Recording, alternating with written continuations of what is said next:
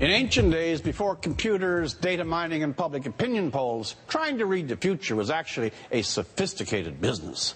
High priests would gather the bulls or the birds, stick a knife into their leathery or feathered tummies, and examine their insides. They studied the entrails. And after looking at the guts, they made predictions. Temple priests were the first pollsters. Their descendants are the modern-day telephone banking, questionnaire-armed, laptop-strapped, overnight tracking number crunchers of today. I think the old priests might have it on the modern pollsters. Why?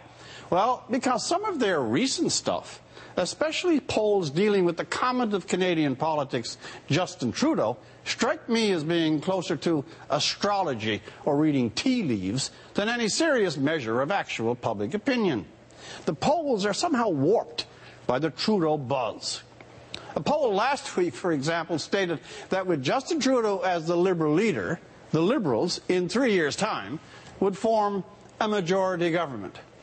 Now, what poll or what method can read the results of a yet-to-be-held leadership battle and also predict election results 3 years in the future? Another fat, empty balloon of a prediction said that Justin would only get a minority government in 3 years. There are fortune cookies in ancient restaurants with more information, authority, and certainly more nutrition than any poll that tries to read Canadian politics over 3 years. You'd be better off talking to your cat about free trade to get a grasp of our political future than give any credibility to polls like these. This Trudeau candidacy is absolutely singular. It's not his fault, it's just what it is. It defies all the mean and modes of conventional analysis and wanders somewhere between homes on homes, Justin will renovate the country, and that glamour quest for rhythm and nimble people so you think you can dance. Singular? Well, consider just this. Last week, Mr. Trudeau was in the news announcing that, quote, "I haven't won yet." What a leadership run it is when the first-place candidate, light years ahead of nearly nameless rivals, thinks it necessary to announce that he hasn't won it yet. It's also good because the contest hasn't been held yet either. In such an environment, can even substantial candidates, Martha Hall Findlay, Mark Garneau, put up any kind of battle?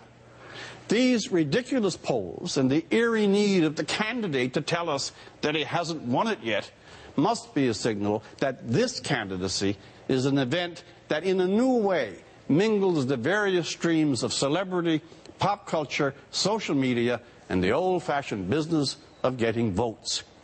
This novelty has unsettled the coverage.